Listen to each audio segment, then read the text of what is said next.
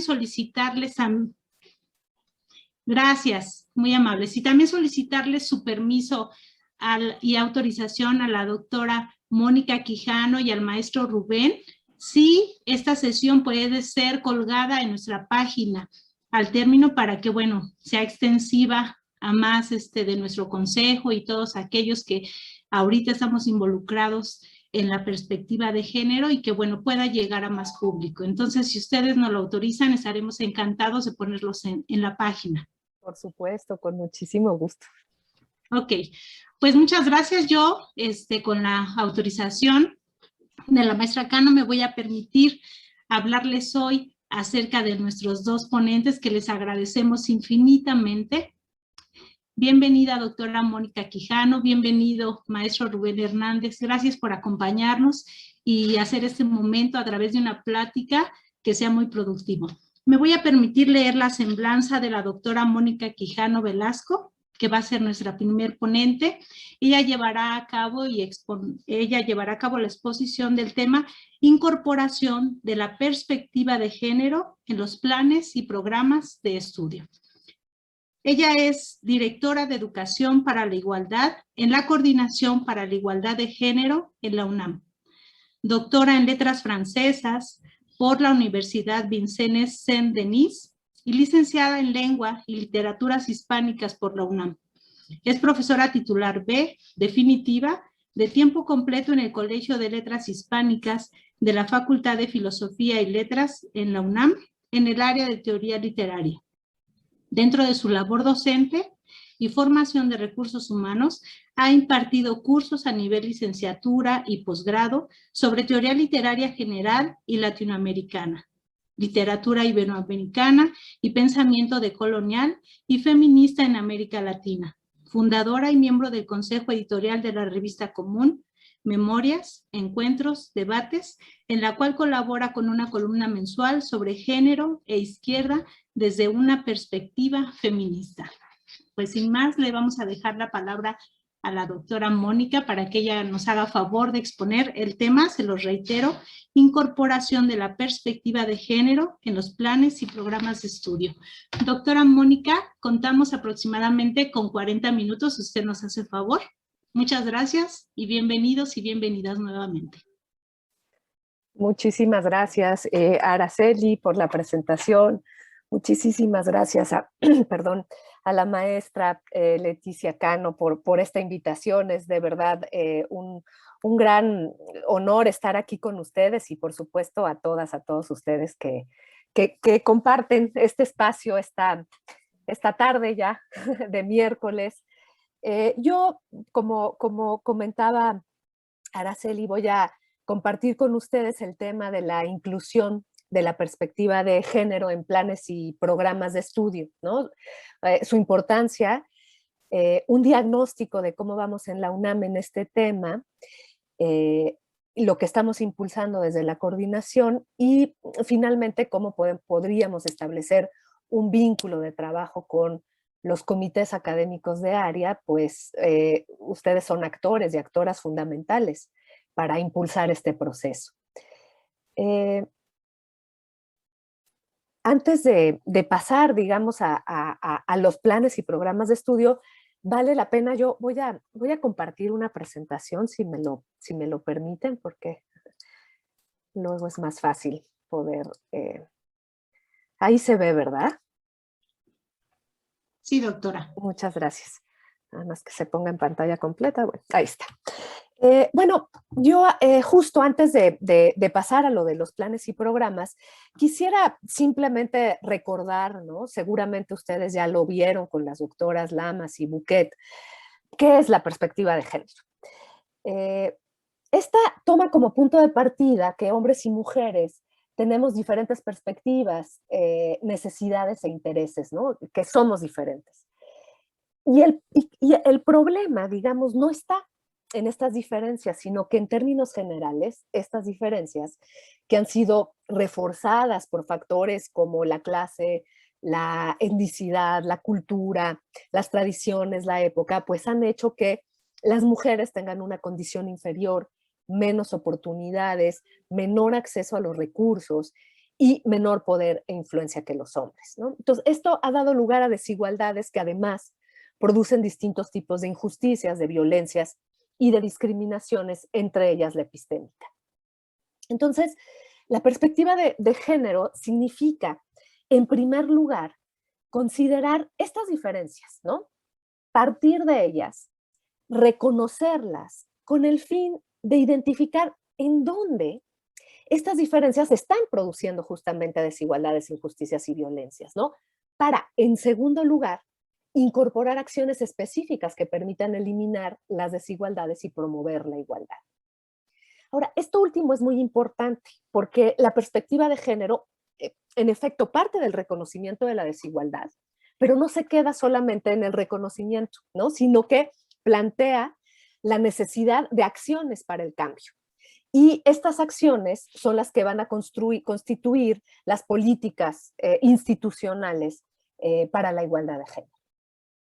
Entonces, con estas políticas, pues se busca eliminar las causas de la desigualdad, de la injusticia, la jerarquización de las personas basadas en género y mostrar justamente que estas diferencias entre hombres y mujeres no se dan por una determinación biológica, es decir, no son naturales, sino que se dan por diferencias culturales que se asignan a las personas, ¿no? Entonces, justo lo que la perspectiva de género busca es romper con estas formas en que naturalizamos algunas atribuciones que se hacen a hombres y mujeres.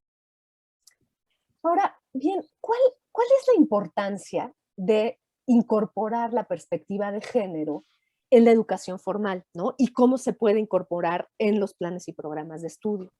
Bueno, pues el sistema escolar, como ustedes saben, pues sigue reproduciendo el sexismo y los estereotipos de género a través de un conjunto de mecanismos de carácter estructural que se manifiestan en el currículo, en las asignaturas que se estudian y las que no se estudian, en la forma de concebir y habitar los espacios, en los códigos de conducta, y bueno, entre otras, ¿no?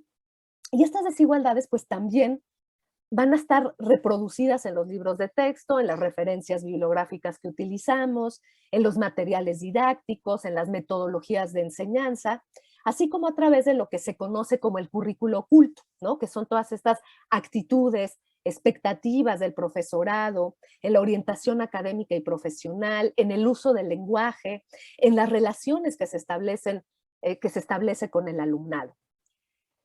Para erradicar estas desigualdades, pues una de las políticas de transversalización de la perspectiva de género en el ámbito educativo es su inclusión en planes y programas de estudio. Y con ello se busca fomentar el conocimiento, la reflexión y la discusión sobre las desigualdades de género y el androcentrismo que existen en la construcción de los saberes y las diferentes áreas de conocimiento de la educación universitaria. Entonces, cuando nos referimos a esta construcción androcéntrica de los saberes, pues estamos señalando que estos se han construido a lo largo del tiempo desde una perspectiva masculina, es decir, que lo masculino, el hombre, ¿no? Ha sido tomado como medida de todas las cosas y como representación global de la humanidad. Y esto ha invisibilizado y muchas veces incluso borrado las realidades, las experiencias y las aportaciones de las mujeres. Y el problema aquí es que si no incorporamos esta perspectiva de género en la manera en cómo construimos el conocimiento y cómo enseñamos, pues vamos a seguir muchas veces inconscientemente reproduciendo todos estos estereotipos, sesgos, invisibilizaciones.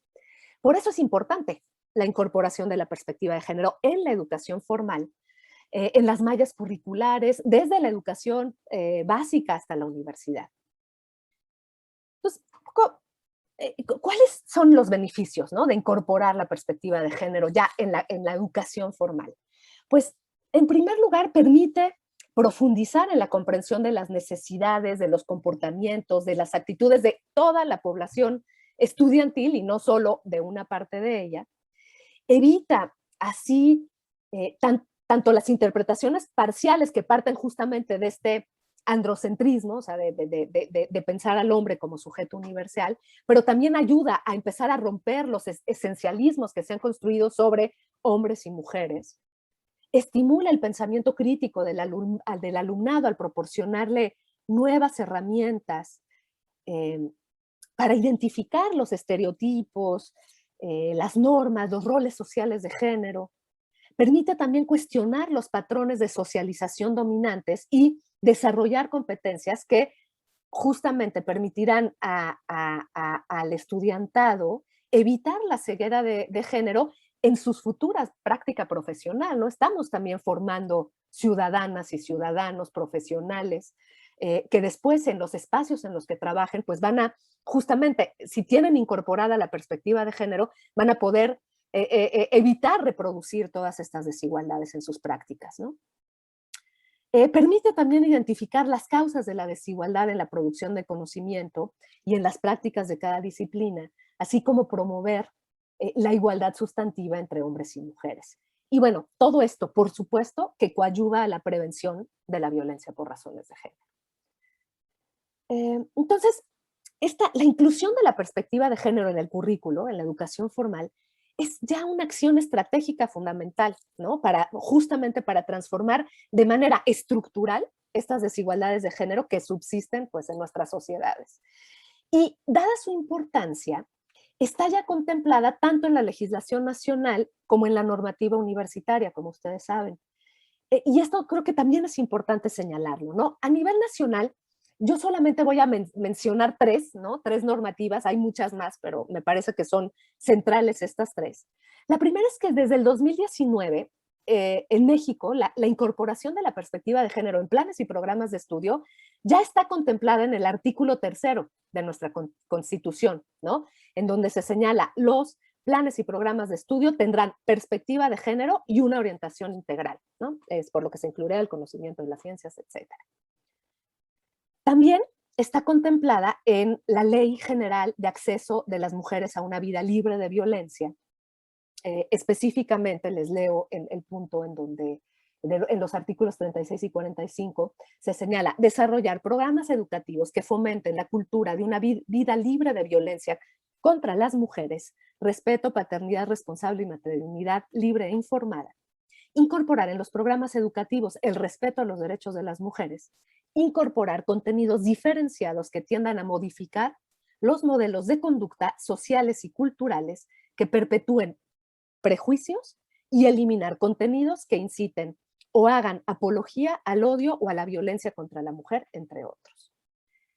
Y finalmente, en la nueva Ley General de Educación, que fue aprobada por la Cámara de Diputados en marzo de este año, se incorpora la perspectiva de género en muchos de sus artículos, ¿no? Yo solamente voy a mencionar el artículo 43, que está específicamente en donde se señala que la incorporación de contenidos con perspectiva de género que fomenten la igualdad sustantiva y contribuyan a la eliminación de todos los tipos y modalidades de la violencia, en específico la que se ejerce contra las mujeres, así como los estereotipos de género, y que estén basados en la idea de la superioridad o inferioridad de uno de los sexos. En la UNAM, como ustedes saben, en 2013 la Comisión Especial de Equidad de Género del Consejo Universitario creó los lineamientos para la igualdad de género. Asimismo, en noviembre del 2018 emitió el documento básico para el fortalecimiento de la política institucional de género de la UNAM, y en ambos documentos se indica de manera general la necesidad de incluir la perspectiva de género en los planes y programas de estudio. Y finalmente, en el proyecto 1.2.8 del Plan de Desarrollo Institucional 2019-2023, pues aparece como objetivo incorporar de manera permanente la perspectiva de género y la protección de los derechos humanos en todas las labores académicas, en la investigación, en los planes y programas de estudio, en los cursos, etcétera, ¿no? Entonces, como les comentaba, esto ya está contemplado, ¿no? Tanto en la normativa nacional como en la normativa universitaria. Ahora bien, ¿cómo se incorpora la perspectiva de género en planes y programas de estudio? Pues la verdad es que básicamente hay dos maneras de hacerlo, ¿no? No hay muchas más. La primera es a través de asignaturas obligatorias específicas, ¿no? Que también se denominan de aporte sustancial, en materia de género, que contribuyan justo a la reflexión y por ende a la transformación de la manera en que el alumnado perciba y lleve a cabo las relaciones con sus iguales, así como de una reflexión sobre cómo las disciplinas y saberes pues han reproducido las desigualdades de género. La otra manera es a través de la transversalidad de la perspectiva de género en el currículo, ¿no? Lo cual implica que la perspectiva de género pues se trabaje como un eje transversal, es decir, que atraviese las asignaturas y otros elementos que conforman el plan de estudios. En el contexto ideal, por supuesto que la transversalidad curricular pues es mejor, ¿no? Porque justo en temas como el de género, pues es muy importante que se pueda abordar de manera integral, ¿no? Como Bolaños Cubero lo señala, la transversalidad curricular permite que el cuestionamiento sobre las desigualdades, así como los sesgos, brechas, estereotipos de género, pues puedan ser tratados de manera continua durante toda la formación del estudiantado. Y con ello se propicia la reflexión crítica de la sociedad y de la disciplina de una manera integral, ¿no? En las asignaturas que componen el plan de estudios y obviamente en donde se puedan considerar las relaciones de género como consecuencia de un sistema que históricamente ha producido y reproducido estas desigualdades y con ello generar procesos transformadores de estas relaciones para impulsar la construcción de una sociedad igualitaria, justa y pacífica, que es pues lo que todas y todos queremos.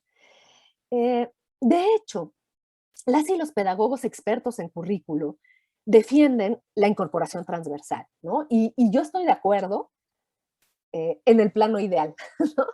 Porque de facto el problema, como bien lo demuestran algunos estudios empíricos que se han hecho, en donde se ha comparado cuáles son los resultados al término de una carrera en donde se incorpora una asignatura y en donde se incorpora de manera transversal, es que si no se cuenta con una planta docente sensibilizada y capacitada para bajar al aula, en la práctica docente del día a día, lo que en ideal se plantea en el plan de estudios, pues se corre el peligro de que la inclusión de la perspectiva de género pues se quede solo en el papel, ¿no? Porque, pues sí, el factor humano aquí es esencial.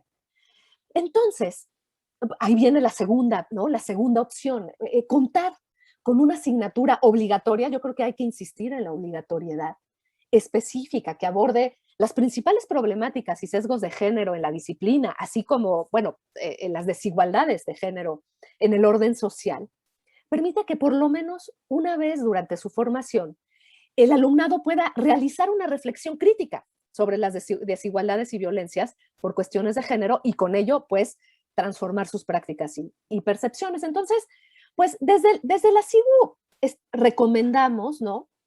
Implementar las dos, o sea, no están peleadas tampoco. Primero se puede comenzar por esta asignatura obligatoria, como se está haciendo en estos momentos. Bueno, y ustedes lo saben bien, pues ya se han aprobado este tipo de asignaturas, sobre todo en los últimos 2 años. Y después, tratar de impulsar la transversalidad curricular, ¿no? Como en otros temas emergentes. Eh, bueno, pues, ay, aquí está. Aquí, perdón. Bueno, hasta el momento he hablado de manera general sobre el tema y me gustaría ahora sí aterrizar todo esto en lo que está sucediendo en la UNAM, ¿no? Eh, la cuestión de la inclusión de la perspectiva de género en planes y programas de estudio, por lo menos hasta el 2019, era quizás uno de los ejes de las políticas de transversalización de la perspectiva de género en la UNAM en la que menos se había avanzado, ¿no? Lo que podemos también identificar, y eso es parte de lo que les quiero compartir ahora, es cómo a partir justo, ¿no? Sobre todo en los últimos 2 años, hemos visto un avance importante en esto y esto, pues, la verdad es que es una respuesta institucional al interés de la comunidad, ¿no? Por un lado estudiantil, pero también de muchas académicas universitarias que han estado impulsando, investigando y trabajando en la inclusión de la perspectiva de género en el currículo, ¿no? Por supuesto, el CIEG ha hecho mucho al respecto El ISUE también tiene varias académicas que se han dedicado pues toda su trayectoria a trabajar el tema de la perspectiva de género en la educación y a investigar qué sucede en la UNAM. Y bueno, también hay académicas como por ejemplo en la Facultad de Ciencias Políticas y Sociales, en donde hay un seminario que está haciendo un trabajo reflexivo muy importante sobre esto, ¿no? Lo que yo les voy a presentar ahora aquí brevemente es este panorama, ¿no? De dónde estamos en la UNAM, presentando algunos datos sobre planes de estudio y cómo hemos ido avanzando en esto, ¿no? La información que les voy a compartir procede principalmente de un levantamiento que hizo la SIGU el año pasado y todavía al inicio de este año, a través de una encuesta muy detallada a entidades y dependencias, que es un diagnóstico base, que todavía no se publica. Y la información es hasta el 2020, ¿no? Y yo he ido integrando algunos datos extras que me han llegado, ¿no? Sobre el 2021, y es probable en ese sentido que no tenga todos los datos actualizados hasta el día de hoy. Les pido una disculpa por esto, por si por ahí se me escapa algo. Quizás lo primero que haya que decir es que en materia de transversalidad curricular, la única carrera que reporta incorporar la perspectiva de género de manera transversal es Derecho, ¿no? El único plan de estudios es Derecho de la Facultad de Derecho de aquí de Ciudad Universitaria. Esto es lo que reporta, ¿no? La entidad. Yo les quiero comentar también que después de este primer saque, digamos, de información cuantitativa, el siguiente proyecto que tenemos sobre planes y programas de estudio en términos de diagnóstico, de evaluación diagnóstica, en la SIGU con el Departamento de Planeación es ya hacer un trabajo de análisis cualitativo de los planes y programas de estudios que espero que podamos tener hacia inicios del próximo año.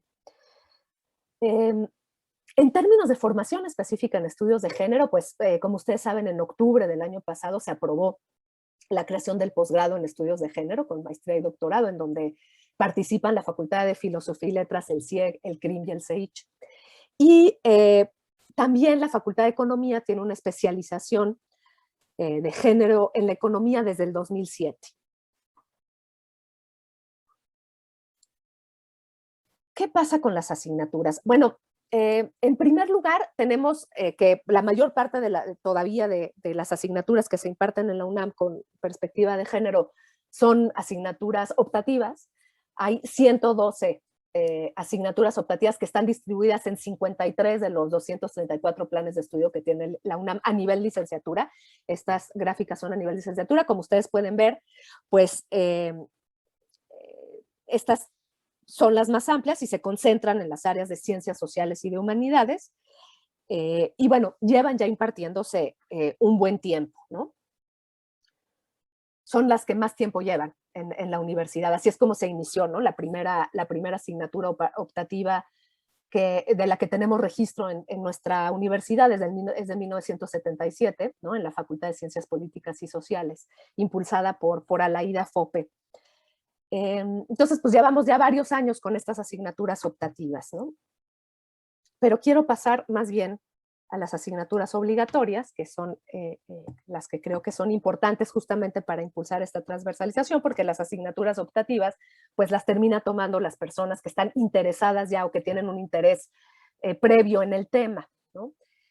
De las asignaturas obligatorias en licenciatura, de los 234 planes de estudio que tenemos, 49 incluyen ya una asignatura obligatoria, ¿no? Solamente hay una en el SUAYET. Es decir, el 21% de nuestros planes de estudio de licenciatura ya integran esta perspectiva de género. Pero si se fijan aquí, la otra gráfica me parece muy interesante en términos de la temporalidad, ¿no? El 73% de estas 49 asignaturas han sido aprobadas en los últimos 2 años.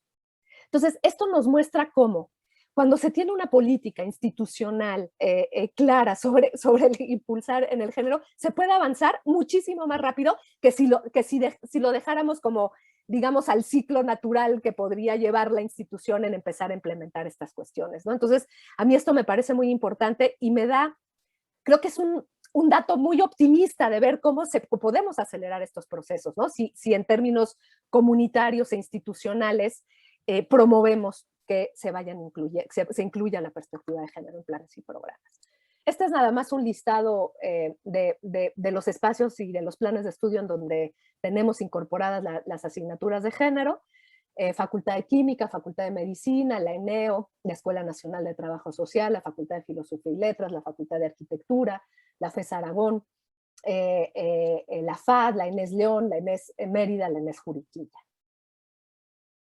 Y bueno, están los planes de estudio en los que está incorporada la perspectiva, digo, la asignatura, ¿no? La asignatura con perspectiva de género. Y hay varios planes de estudio que están en proceso, ¿no? De diseñar asignaturas. La Facultad de Odontología está ahorita en el proceso. La Facultad de Psicología, que creo que justo esta semana la aprobaron en el Consejo Técnico, la asignatura. Y también el IER, en la licenciatura en Energías Renovables, también está trabajando en el desarrollo de una asignatura con perspectiva de género. El bachillerato también. Tengo entendido que ya tanto la Escuela Nacional Preparatoria como los colegios de Ciencias y Humanidades inician el próximo ciclo escolar ya con una asignatura obligatoria incorporada en sus planes de estudio, ¿no? Entonces esto también es una muy buena noticia porque podemos ver que este proceso sigue su curso. En el posgrado, ahí estamos un poco más retrasadas y retrasados, ¿no? En la maestría de los 57 planes de estudio, pues como les comentaba, ya habrá una maestría en estudios de género, gracias a que se aprobó el posgrado en estudios de género, que de verdad es un grandísimo avance y que ha sido pues el fruto de muchísimos años de trabajo, ¿no? Y solamente un plan de estudios incluye una asignatura obligatoria en materia de género, que es la maestría en trabajo social. Ningún otro plan de estudio. Hay asignaturas optativas, pero no hay ninguna obligatoria.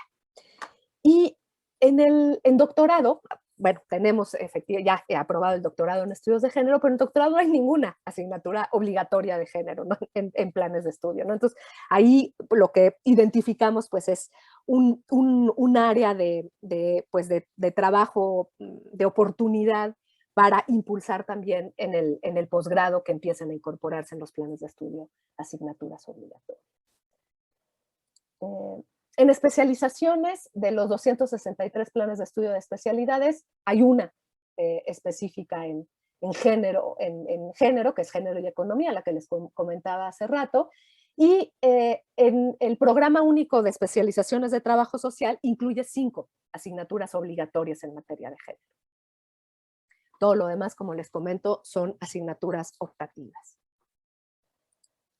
Bueno, y yo ya nada más para finalizar, quisiera compartir con ustedes algunos de los proyectos que tenemos en la coordinación, específicamente relacionados con la incorporación de la perspectiva de género en planes y programas de estudio.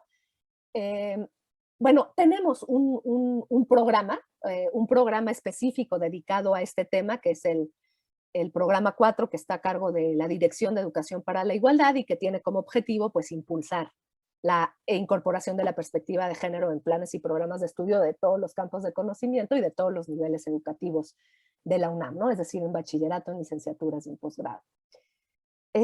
Sobre los proyectos en los que ahorita estamos trabajando, pues lo primero que nos dimos cuenta pues es que la UNAM no tiene un documento que permita a las instancias, a los cuerpos colegiados y a las personas involucradas en la creación o modificación de planes de estudio, pues incorporar la perspectiva de género en estos procesos.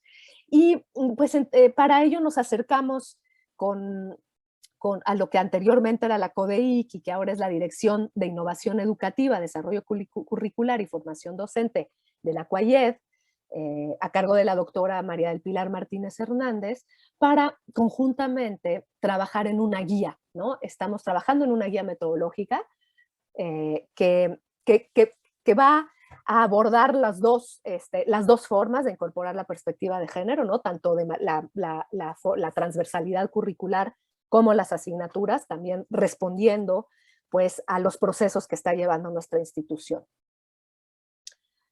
Les comento también que ya hemos estado dando asesorías a diferentes instancias y cuerpos colegiados que han estado involucrados en la elaboración y en la evaluación de planes y programas de estudio, ¿no?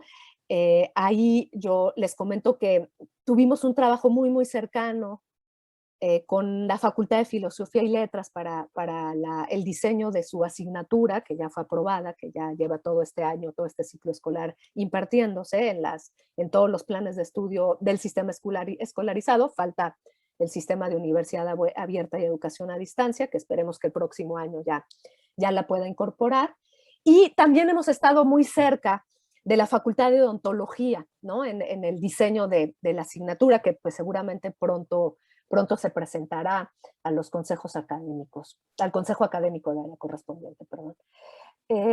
Hemos estado en reuniones también con la Facultad de Química, con la Facultad de Ciencias, con la Facultad de Psicología, con la Inés Morelia, sobre todo para la licenciatura de Ciencias de la Tierra.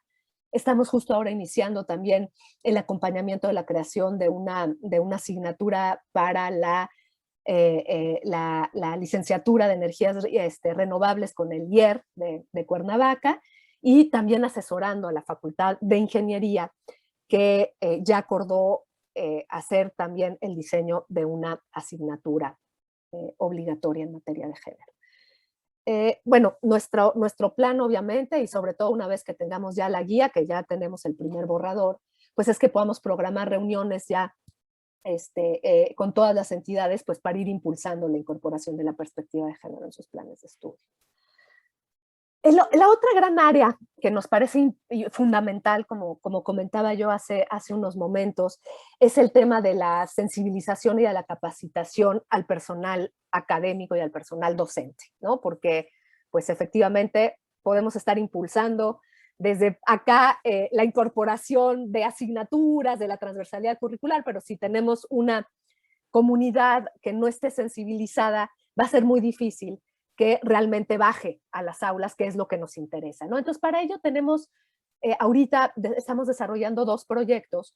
Uno es el diseño de un curso en línea autogestivo que va a estar dirigido a toda la población docente en la plataforma Moodle, con énfasis en prevención de violencia de género en el aula y en las relaciones con el alumnado, el trabajo sobre currículo oculto, y el último módulo lo vamos a dedicar también al currículo formal, ¿no? O sea, a asesorar, a capacitar de cómo se pudiera diseñar el programa de una asignatura, como cualquier docente que quisiera incorporar la perspectiva de género ya al programa de su asignatura lo pueda hacer. Y el otro proyecto que tenemos es un proyecto que ya va más dirigido a formar formadores, ¿no? Y formadoras. La población objetiva de este diplomado, ¿no? Estamos pensando en hacer un diplomado, en diseñar un diplomado que esté dirigido a las y los docentes que vayan a impartir ya las asignaturas de género en sus entidades, ¿no? Porque justamente se están aprobando estas asignaturas, y sobre todo en el área de las STEM, es en donde vemos que pues hay una necesidad de que el profesorado esté, o parte del profesorado, o quien esté interesado, esté formado en género para que pueda impartir estas asignaturas, ¿no? Porque ahorita pues nos estamos enfrentando a este problema. También les quería comentar que junto con la Dirección de Innovación Educativa vamos a lanzar el próximo semestre una convocatoria para recibir testimonios de buenas prácticas en torno a la incorporación de la perspectiva de género en la población docente, porque la otra cuestión que todas y todos sabemos es que también ya hay una práctica de muchos años, ¿no? Una experiencia en nuestro personal académico que ya lleva incorporando durante mucho tiempo el tema de la perspectiva de género, digamos, de manera personal, porque es un interés que ha tenido. Y creo que sería muy bueno que podamos tener un repositorio de estos testimonios también para poder visibilizar y difundir la importancia, el impacto en la comunidad educativa, pero también orientar a otras y otros docentes a que puedan incorporar la perspectiva de género a partir del ejemplo de estas buenas prácticas, ¿no? Y bueno, y finalmente también les quería comentar que estamos trabajando en los diagnósticos. Como les comentaba, tenemos este primer momento del diagnóstico cuantitativo, pero nos parece muy importante hacer un análisis ya cualitativo de todos los planes y programas que han incluido la perspectiva de género para empezar a identificar en estos mapeos y campos semánticos cuáles son los temas que se han privilegiado para que tengamos también un diagnóstico en nuestra comunidad de cómo se ha trabajado en la UNAM específicamente el tema de la perspectiva de género. Y pues yo quisiera terminar, bueno, este es nada más un diagrama de todo lo que les platiqué, pero puesto aquí, y yo quisiera terminar pues señalando el lugar estratégico que tienen los consejos académicos de área para impulsar, ¿no? Que se incorpore la perspectiva de género en planes y programas de estudio. Por un lado, como ya está sucediendo, pues en la aprobación de las asignaturas de género que ya se están creando actualmente y que es un paso importantísimo.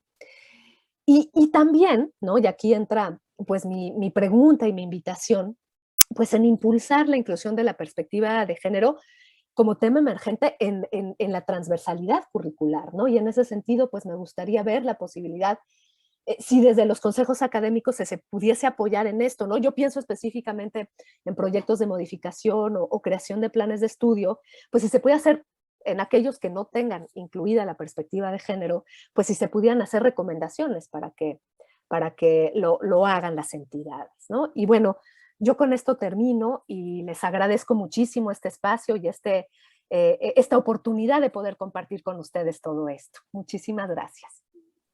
Dejo de compartir pantalla. Al contrario, doctora Quijano, mil gracias a usted por esta extraordinaria plática que hoy tuvimos la oportunidad de escuchar de su voz. Y bueno, sabemos que tenemos mucho por hacer aún en la universidad y sobre todo los consejos académicos, pero nos llevamos muy buenas noticias, doctora, acerca de la guía metodológica, el curso en línea para los docentes y el diplomado, que estamos seguros que prontamente conoceremos. Le agradecemos infinitamente nuevamente, doctora. Por favor, permanezca con nosotros. Vamos a pasar con nuestro siguiente ponente y al final vamos a tener un espacio de preguntas. Entonces, si me permiten, por favor, voy a leerles la semblanza del maestro Rubén Hernández Duarte. Él estudió la licenciatura en Ciencias de la Comunicación y obtuvo el grado de maestría en Estudios Políticos y Sociales en nuestra universidad. Ha colaborado en proyectos de investigación en la UNAM y en el Centro de Investigaciones y Estudios Superiores en Antropología Social, CIESAS. Su trabajo académico se interesa por la vulnerabilidad de los individuos a la luz de las violencias y del cuidado de la salud desde los enfoques de género y juventudes. Estuvo a cargo de la Secretaría de Igualdad de Género del Centro de Investigaciones y Estudios de Género de 2017 a 2020. Es docente de asignatura desde 2015 y actualmente es responsable de la Dirección de Inclusión y Prácticas Comunitarias de la Coordinación para la Igualdad de Género de la UNAM. Sus líneas de investigación son riesgo, salud sexual, violencia de género y juventudes. El maestro Hernández hoy nos va a exponer el tema evaluación académica con perspectiva de género y enfoque de cuidados. Muy bienvenido maestro Rubén. Es un placer tenerte con nosotros y te dejo la palabra, por favor. Muchas gracias, maestra Araceli. Buenas tardes.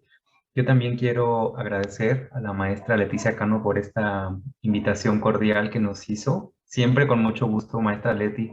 Vamos a colaborar con ustedes cuando sea necesario. Y también aprovecho para saludar a todas las personas que están en este grupo, muchas personas queridas y conocidas.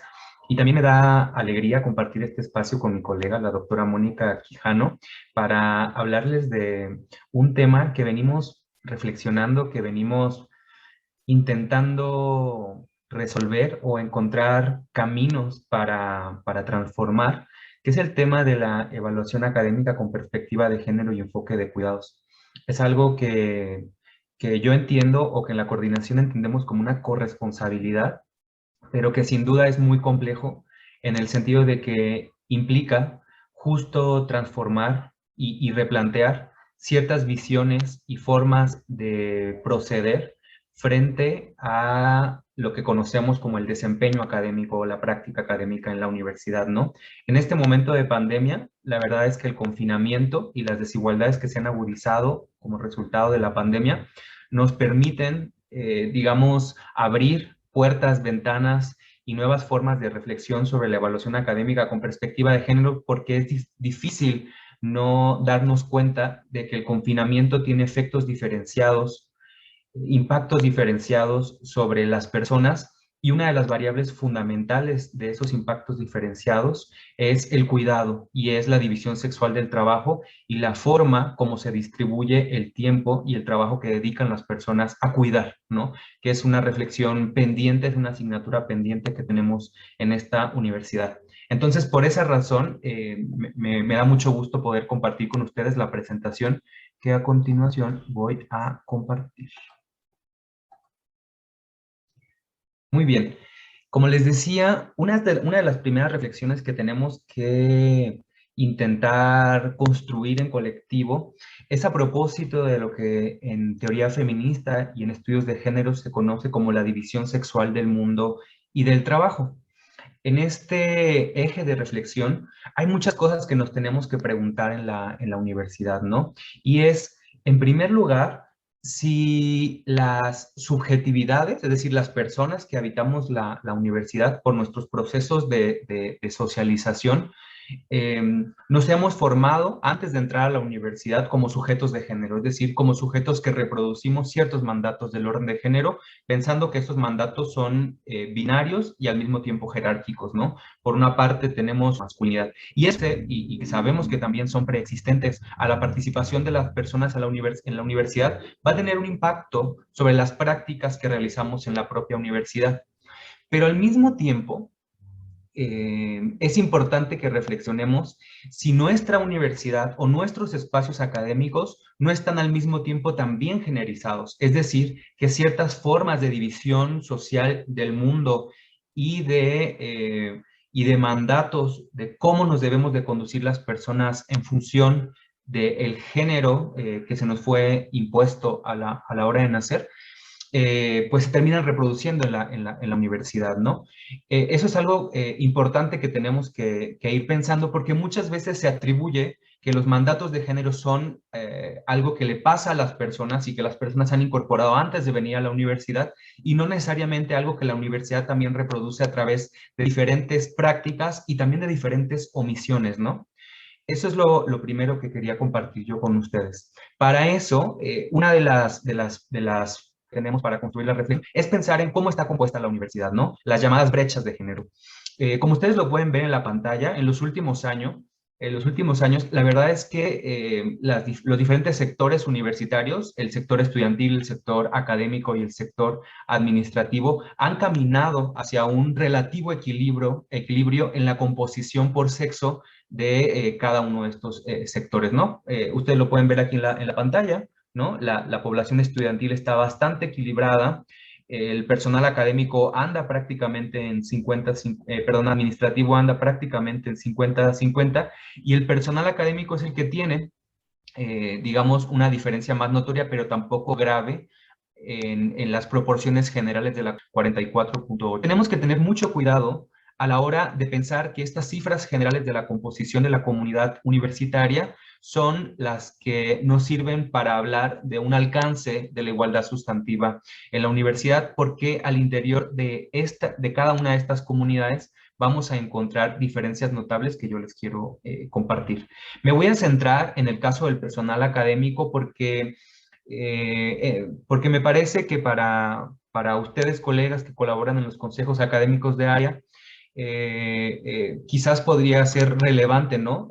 Tener una reflexión sobre lo que pasa con el personal académico y la relación que tiene esta distribución desigual del personal académico en los diferentes nombramientos académicos en la universidad, y las decisiones que tomamos, a veces sin perspectiva de género, pues terminan ocurriendo, ¿no? En esta gráfica ustedes pueden ver los nombramientos que tenemos en la universidad, las personas que ocupan el nombramiento de técnico académico asociado, titular, profesorado de asignatura, profesorado de carrera, con nombramientos asociados y titulares, y también las personas que tienen un nombramiento de investigadora o investigador, ¿no? También asociadas y titulares.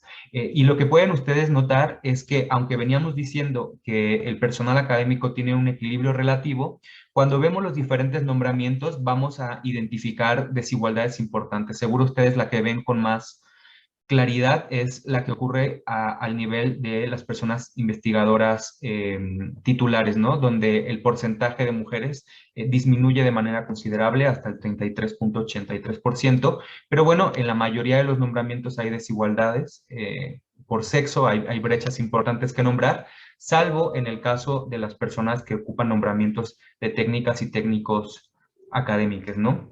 Entonces, eso por ahí creo que es importante que lo tomemos en cuenta, va a ser un dato relevante a tomar en consideración. Y en segundo lugar, aquí es donde vamos a empezar a ya acercarnos al tema de la evaluación académica con perspectiva de género y enfoque de cuidados.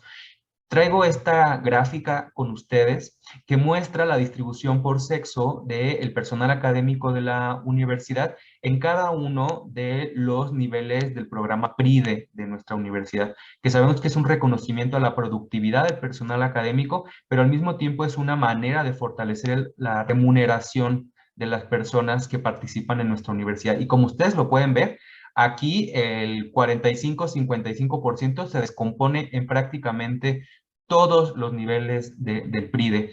Y es porque en cada uno de los niveles A, B, C y D del PRIDE, hay procesos de evaluación que están tomando en consideración en una línea de tiempo la productividad académica de las personas. Y en esa línea de tiempo, la verdad es que no todas las personas tienen las mismas condiciones objetivas de existencia para poder desarrollar la productividad académica que se exige en la universidad, y creo que es una reflexión importante que debemos de plantearnos como comunidad universitaria, ¿no?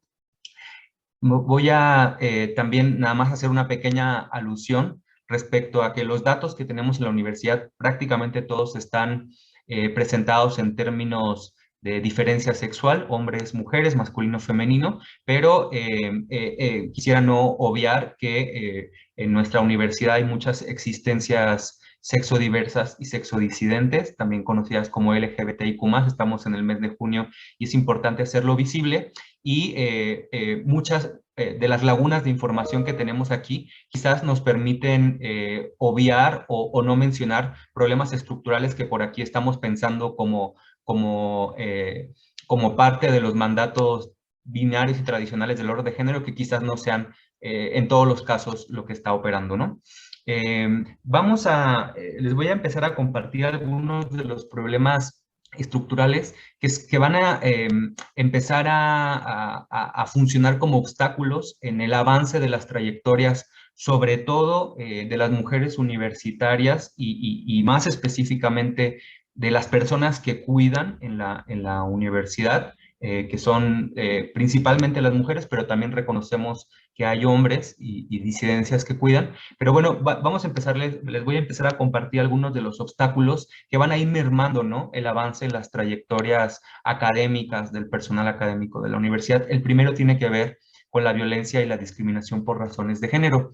En esta gráfica les comparto las prevalencias en la experiencia de vivir violencia por razones de género en la universidad en los diferentes sectores universitarios. Como ustedes pueden ver, las alumnas son el grupo universitario que más ha vivido violencia en la universidad, con un 50%. Es decir, que si vienen a la universidad, tienen la mitad de posibilidades de vivir algún tipo de violencia por razones de género en su trayecto en el espacio, en su vida en el espacio universitario, en las relaciones universitarias. Pero como hoy nos estamos centrando en la población académica, voy a aludir a este 35% de académicas y este 21% de académicos que reportan haber vivido violencia por razones de género en una encuesta representativa que se levantó en 2019 en la universidad. Y quiero hacer una mención especial en el caso de las investigadoras, que se acuerdan que hace rato yo les contaba, me voy a regresar tantito para que lo vean, que es el sector donde aumenta la minorización de las mujeres en los nombramientos académicos, disminuye su participación. Pues quiero mostrarles que las investigadoras son el sector del personal académico que más reporta haber vivido violencia por razones de género, ¿no? Entonces, por ahí podemos empezar a hacer algunas asociaciones entre obstáculos estructurales y participación desigual en los diferentes nombramientos académicos, si bien no quiero obviar o dejar de mencionar que las profesoras de carrera, las profesoras de asignatura y las técnicas académicas todas reportan una prevalencia de más de 30% de haber vivido violencia por razones de género en la universidad, ¿no? Esta me la voy a saltar y ahora sí me voy a concentrar en la parte de las tensiones de la trayectoria académica y el curso de vida de las académicas del personal académico de la universidad, ¿no? Me voy a centrar específicamente en lo que sabemos a partir de este año y poquito que tenemos de vivir en confinamiento por motivo de la pandemia por COVID-19. Aquí les comparto una lámina que yo recuperé de un informe de la CEPAL que se publicó en febrero del año pasado, que nos dice una cifra que me parece alarmante y quisiera compartir con ustedes. La CEPAL señala que debido a los efectos diferenciados de la pandemia, se están reportando una reducción en los niveles de ocupación de las mujeres en el mercado laboral remunerado a nivel latinoamericano de cerca de 12%. Cerca de 12% ha caído la ocupación de las mujeres en el mercado laboral remunerado. Y nos dice la CEPAL que eso significa al menos un retroceso de 10 años en los alcances que habían logrado las mujeres o como sociedad habíamos logrado en la incorporación de las mujeres en el mercado laboral. Y ahí nos podemos hacer varias preguntas. ¿Por qué? ¿Por qué ha bajado la participación de las mujeres con esta gravedad del mercado laboral? ¿Por qué las cifras son diferentes a las cifras de los hombres en el caso latinoamericano? Y muy específico, la CEPAL hace una alusión muy directa al caso mexicano. Y podemos tener dos hipótesis, ¿no? La primera es que las mujeres, si se ubican en las posiciones menos altas de la jerarquía de cualquier organización, incluyendo las universidades, pues van a ser de las primeras afectadas cuando haya recortes. Y la segunda es que si la pandemia tensó y aumentó las horas y las responsabilidades de cuidado directo de personas dependientes como menores de edad, hijes, ¿no? Como personas mayores de 65 años, como personas enfermas o como personas con discapacidades. Si para las mujeres eso representó un aumento en la carga de trabajo, pues entonces también podemos identificar como hipótesis la posibilidad de que la incompatibilidad entre el trabajo remunerado y el trabajo de cuidados no remunerado que se realiza en el lugar durante la pandemia, pensando en el desmantelamiento o en el cierre de los espacios de cuidados a los que las mujeres trabajadoras remuneradas, digamos, enviaban o canalizaban a estas personas que cuidan, pues ahí podemos ver toda la crisis, ¿no? Y el problema estructural al que nos enfrentamos, ¿no? Podríamos decir, bueno, es que eso pasa en el mercado laboral en general, pero es importante que reconozcamos que la universidad es parte del mercado laboral remunerado, calificado, ¿no? Y también ya tenemos investigaciones precisas sobre lo que está pasando en el campo académico, ¿no? En el campo laboral académico. La primera investigación salió como por ahí de junio del año pasado en la revista Nature y nos decía esta investigación que en el personal que se dedica a la investigación a nivel internacional, las personas que tienen hijas, hijos, hijes menores de 5 años reportan una reducción de 17% en el tiempo dedicado para dedicarse, para realizar trabajo académico de investigación, ¿no? Entonces, ahí podemos ver que hay una particularidad en las personas que cuidan en este contexto pandémico, pero también es un problema que venía desde antes, ¿no? Y también les comparto esta investigación que se realizó a través de la organización Parent in Science en Brasil el año pasado, pero se sigue actualizando y que nos muestra cómo a nivel de Brasil la posibilidad de que las personas que se dedican al trabajo académico hayan logrado cumplir determinados objetivos académicos, como entregar artículos, entregar libros a dictamen o entregar avances de investigación, ¿no? Aquí la gráfica lo que nos muestra es que a nivel general las mujeres alcanzaron menos que los hombres cumplir con los plazos para las entregas de esos compromisos académicos. Pero luego, Parent Science hizo algo muy interesante. Y eso que hizo fue a la variable sexo incorporarle la variable cuidado. Y cuando se incorporó esa variable, los números cambiaron de manera importante. Por ejemplo, si ustedes ven, los hombres sin hijos son el sector de la universidad o de las universidades o de las instituciones de educación superior en Brasil que más logró cumplir objetivos académicos en los plazos señalados durante la pandemia. 84.6% de hombres sin hijos lo lograron. Si se fijan, es un aumento en la variable general hombres, porque cuando a los hombres que tienen hijos se les hace la misma pregunta, vemos cómo ahí reduce la posibilidad de que hayan cumplido esos objetivos. Pero luego veámoslo en el caso de las mujeres. En el caso de las mujeres, vean cómo, incluso a mí cuando revisaba estos datos me parecía impresionante cómo las mujeres sin hijos tienen como una cercanía con la situación, con la posibilidad de alcanzar objetivos de los hombres con hijos. Y mi hipótesis es que las mujeres sin hijos no están excluidas de realizar ciertos trabajos de cuidados que no están asociados con cuidar menores de edad, ¿no? Que pueden ser otras personas o puede ser el trabajo doméstico, ¿no? Pero miren, cerremos revisando la información de las mujeres con hijos. Es el sector, como ustedes pueden ver, que más afectado fue en términos del alcance de objetivos en tiempos determinados durante la pandemia. 66.6% de ellas lograron alcanzarlo. Estamos hablando de pues cerca de 40% de mujeres que no lograron cumplir con los objetivos esperados en los plazos establecidos. Y bueno, muchas de estas mujeres, ahí vamos a llegar a ese tema, pues seguramente van a ser evaluadas. ¿Con qué criterios, no? ¿Con qué parámetros? ¿Con qué decisiones? Si estamos viendo que aquí hay una asociación entre las condiciones estructurales de producción del conocimiento, las condiciones coyunturales, que ya son tan coyunturales porque ya llevamos un rato en la pandemia, pero que están afectando directamente a este sector. Y pues la pregunta es, como comunidades universitarias, como comunidades académicas, ¿cuál es la corresponsabilidad que nos corresponde para atender este problema estructural, ¿no? Y ahí vamos a llegar a uno de los primeros problemas, ¿no? O a una de las primeras dimensiones que sería importante que interviniéramos y que quizás pueda ser también materia de reflexión para los consejos académicos de área, ¿no? Que es algo que hemos ido preguntando, ¿no? Que hemos ido tratando de consultar con ustedes para construir respuestas colectivas, ¿no? Pues sabemos que buena parte del personal académico en la universidad es evaluado por consejos internos o técnicos, por comisiones evaluadoras, por comisiones dictaminadoras, ¿no?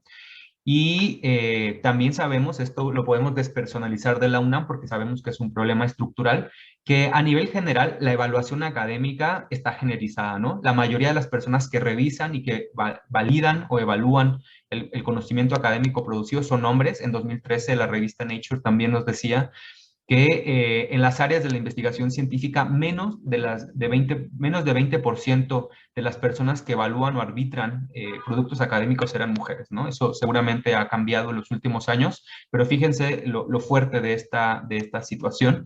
Y eso nos permite también postular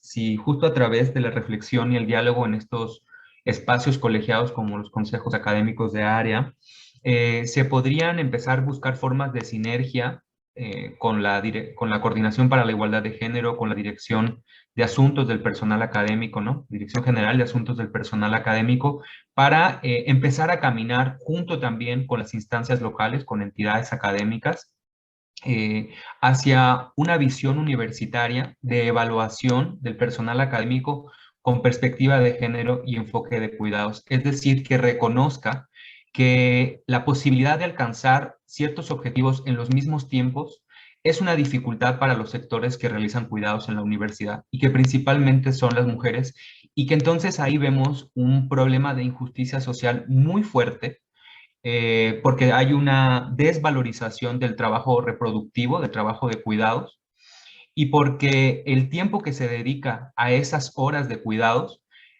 después se vuelve, digamos, como parte de un extrañamiento en los procesos de evaluación académica, y eso tiene una repercusión, como ustedes lo vieron, en la incorporación de las mujeres en los principales nombramientos académicos de la universidad, y no solo en eso, sino en el reconocimiento que reciben y la remuneración. Porque sabemos que las primas del desempeño del personal académico tienen una relación sobre la remuneración de nuestra comunidad, y entonces ahí es donde quizás podemos utilizar esta oportunidad que nos brinda la pandemia para pensar formas alternativas de evaluar con perspectiva de género. ¿Qué podemos hacer? En primer lugar, hacer diagnósticos a nivel general y a nivel local que nos permitan identificar efectivamente cómo se están comportando estas desigualdades y cómo están afectando de manera desigual a las personas que cuidan y no cuidan, a las mujeres, a los hombres, a las diversidades, ¿no? En segundo lugar, empezar a caminar por integrar cada vez más en todos nuestros procesos académicos convocatorias con perspectiva de género, ¿no? Que incluyan un reconocimiento de las desigualdades estructurales y a las condiciones objetivas, materiales y relacionales de existencia en las cuales se postulan cualquier persona, pero específicamente las mujeres y las personas que cuidan a estos diferentes procesos, ¿no? Sabemos que ya hay ciertos criterios en la universidad, como considerar 2 años adicionales en las convocatorias de las plazas hija, ¿no? Para incorporar al personal académico joven a la universidad. Sabemos que también hay ciertas convocatorias de contratación del personal académico que consideran que a igualdad de méritos o de objetivos alcanzados, se seleccionará a las personas que sean minoría o que sean una minoría en la población académica de la entidad que realiza ese proceso, ¿no? Pero podemos avanzar mucho más para que haya más directrices de perspectiva de género y enfoque de cuidados en las convocatorias. También podemos empezar y continuar implementando políticas afirmativas. Acá una de las que estamos explorando y que queremos compartir pronto con ustedes es si se podrían, por ejemplo, buscar renovar los estímulos o los nombramientos a las personas que por razones de cuidado durante la pandemia hayan mostrado o tengan un déficit en su productividad, ¿no? Sabiendo que la razón de ese déficit en la productividad proviene de las condiciones estructurales, de las desigualdades de género y del trabajo de cuidados, y no de una negación o una incapacidad de las personas para avanzar en su trabajo académico, ¿no? También tenemos la propuesta que queremos ver si se logra incorporar, de que se incluya una sección sobre trabajo de cuidados en los informes anuales del personal académico para que sean considerados en los procesos de evaluación. Es decir, que los cuerpos colegiados tomadores de decisión tengan conocimiento de las condiciones de cuidado y de las condiciones a través o donde, en el marco de las cuales se produce el conocimiento y se avanza en la productividad académica en el personal académico, ¿no? Por ejemplo, una buena práctica que acabo de identificar en Brasil, en la Universidad de Río de Janeiro, es que eso es para estudiantes. Cuando hay estudiantes que tienen a su cargo hijes, automáticamente la universidad les multiplica la calificación de sus pruebas por 1.2, ¿no? Porque saben que la relación entre el trabajo de cuidados y el tiempo dedicado a los estudios se tensa, ¿no? Por estas desigualdades estructurales que conocemos, ¿no? Entonces, me parece que en la universidad también podríamos empezar a avanzar una vez que identifiquemos cuál es ese déficit en la productividad académica, pues a considerar que sea razonable, entendible, esa diferencia en la productividad en las personas que cuidan, y como una medida afirmativa, pues renovar sus estímulos, no sancionar, no bajar el nivel de esas personas, solo entender que lo van a alcanzar, pero en un tiempo distinto, en algunos meses más, en algunos años más. Para que eso sea posible, necesitamos capacitar a los cuerpos colegiados responsables de los procesos de contratación, renovación, evaluación y promoción del personal académico, porque finalmente somos personas las que tomamos esas decisiones, o son personas las que toman esas decisiones, y si lo hacen con una visión de perspectiva de género y trabajo de cuidados, va a ser mucho más fácil que esas decisiones se puedan tomar con esta, pues con esta sensibilidad hacia la equidad, ¿no? Que es reconocer las desigualdades estructurales y tomar medidas para revertirlas. Y por último, el tema que yo ya les había adelantado, el tema de la integración paritaria de cuerpos colegiados como una condición digamos, no total, pero sí necesaria para poder avanzar hacia mejores condiciones de igualdad de género y hacia mejores procesos de evaluación académica en la universidad. Esto, pues por último, nos va a ayudar no solo a que la evaluación académica de las personas que cuidan en la universidad tenga una visión que reconozca las desigualdades de género y el trabajo de cuidados, sino también a avanzar hacia la transformación de muchas prácticas universitarias, que son varias de las que la doctora Quijano ya ha mencionado en esta sesión, ¿no? Por ejemplo, incorporar el reconocimiento al trabajo reproductivo, al trabajo de cuidados no remunerado, nos va a ayudar también a darnos cuenta y a tener criterios en la universidad que reconozcan que el hombre de la especie humana no es el único sujeto que habita y produce conocimiento, procedimientos administrativos o estudia en la universidad. Hay otras personas que participan en la universidad desde otras condiciones objetivas de existencia, ¿no? También nos va a permitir que el rol social del hombre como criterio estándar de medición se diversifique y se pluralice. Muchas veces cuando exigimos productividad académica sin reconocer las condiciones de producción de conocimiento, estamos pensando en un hombre proveedor, heterosexual, casado, que tiene resuelto el trabajo de cuidados porque lo ha designado, lo ha pagado o lo ha no pagado, pero dejado en manos de otra persona que se ocupa de ese trabajo de cuidados. Y cuando hablamos de mujeres en la universidad que tienen una vida también dedicada al cuidado, pues entonces no estamos tomando en cuenta de que hay más de un tipo de sujeto en la universidad. Y eso se llama androcentrismo, poner en el centro de la decisión y de la visión de la universidad al modelo del hombre como si ese modelo representara a todas las personas y a todas las condiciones. Y ese es un grave problema para la igualdad y para el ejercicio de los derechos humanos en nuestra universidad, ¿no? Tenemos que cruzar también no solo con la categoría de género, sino de clase, etnicidad, aspecto, edad, discapacidades a las personas a la hora de evaluarlas y de exigirles cierta productividad en cierto plazo y con ciertos estándares, no reducir como esta visión androcentrada que tenemos muchas veces de la productividad académica, ¿no? Eso también va a tener la consecuencia de plurificar el universo de referencia para que no sea un universo de referencia en la universidad solamente masculino, sino en uno en el que se reconozca la existencia de las mujeres y de las disidencias sexogenéricas que no siempre son nombradas en la universidad, ¿no? Y también nos va a ayudar a pensar al prestigio y al mérito como un criterio de valor en las universidades que dificultan otras formas de existir en el mundo académico. Esta visión con perspectiva de género y enfoque de cuidados no atenta a la calidad y a la visión pues tan altruista que tiene la universidad de resolver los grandes problemas de la humanidad o de la nación o del país, pero sí también tiene la posibilidad de hacerlo con otra orientación, con otra visión, porque en la medida en que se erradiquen estos sesgos de género en la evaluación y en la integración del personal académico, también se va a producir un conocimiento distinto, un conocimiento plural que incluye otras visiones, que incluye en realidad las visiones y no una visión del mundo. Y eso nos parece que puede tener una consecuencia muy benéfica sobre el bienestar de la comunidad universitaria, pero también de la sociedad en general, porque lo que hacemos en la universidad es para beneficio de la sociedad. Voy a cerrar con un ejemplo a propósito de lo que está pasando en las discusiones sobre la vacuna AstraZeneca.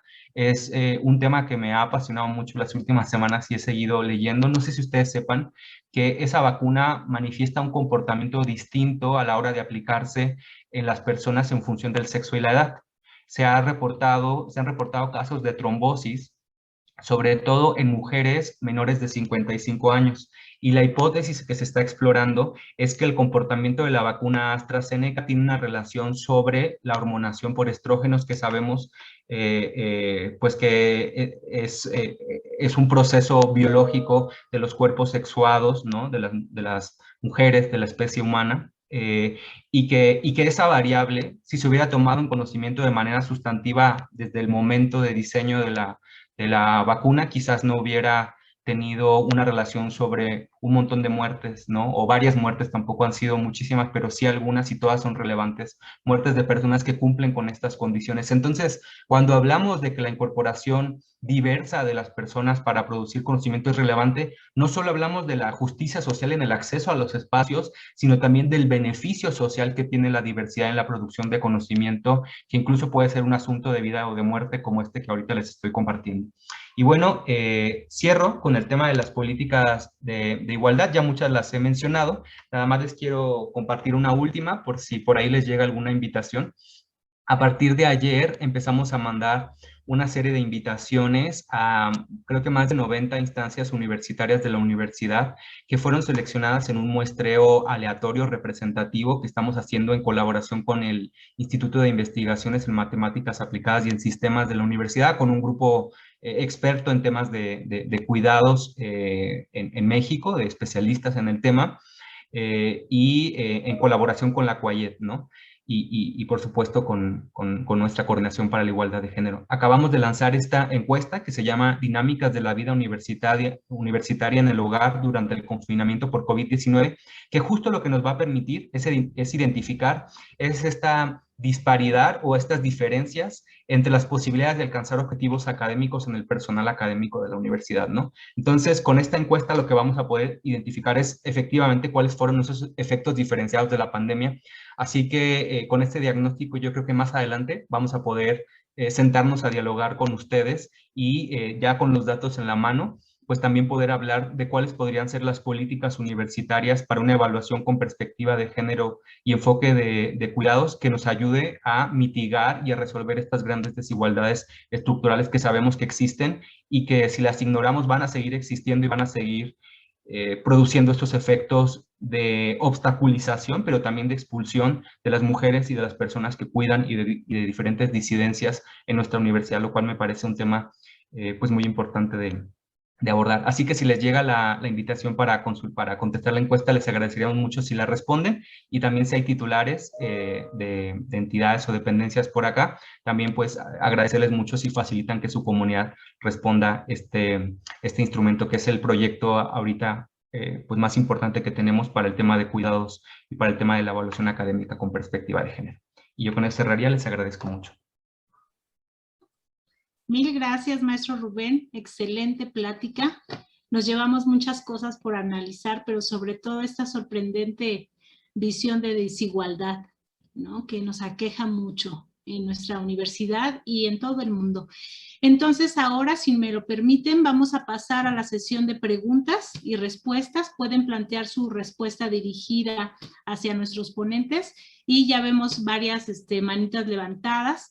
Entonces vamos a dar comienzo, por favor, a las preguntas. Comenzamos, por favor, con nuestra coordinadora, la maestra Cano, por favor. Adelante, maestra. Ay, muchas gracias. Bueno, en realidad estaba aplaudiendo, pero bueno, aprovecharía. Muchas gracias, licenciada Araceli. Pues nuevamente para agradecer a la doctora Mónica Quijano, al maestro Rubén Hernández. Me parece que esta evidentemente será seguro de varias invitaciones que a lo largo de los años por venir, de los meses por venir, estaremos haciendo. Comentarles que es una riqueza extraordinaria los planteamientos para poder entender más clara y profundamente de qué hablamos cuando hablamos de transversalizar la perspectiva de género, ¿no? Porque es indudable que ahorita que estamos la gran mayoría de los equipos de trabajo que conformamos las coordinaciones de los consejos, de los diferentes consejos académicos, del posgrado y del bachillerato, pues estamos todos los días justamente trabajando en estos temas. Y yo quisiera formular algunas preguntas, sobre todo en dos sentidos. La primera para la doctora Mónica, reiterando, repito, nuestro agradecimiento y pues abusando de ella, de él, en el mejor sentido del término, pues decirles que más adelante, junto con la doctora Tamara, seguramente les vamos a estar molestando para invitarles eventualmente a nuevas sesiones del Pleno del Consejo Académico de Ciencias Sociales. Seguramente las demás coordinaciones harán esta valoración de estar, de invitarles.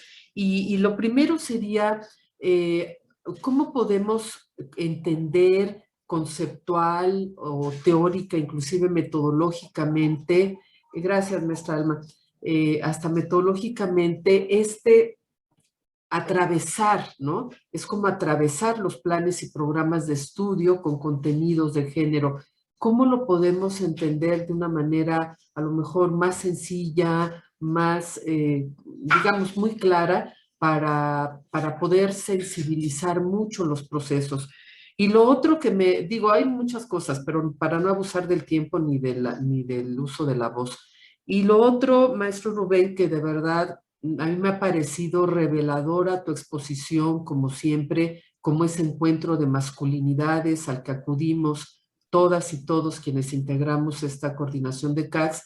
Sí, mirar con perspectiva de género las evaluaciones. Creo que estamos en un momento muy importante para poderlo lograr y con este enfoque de cuidados.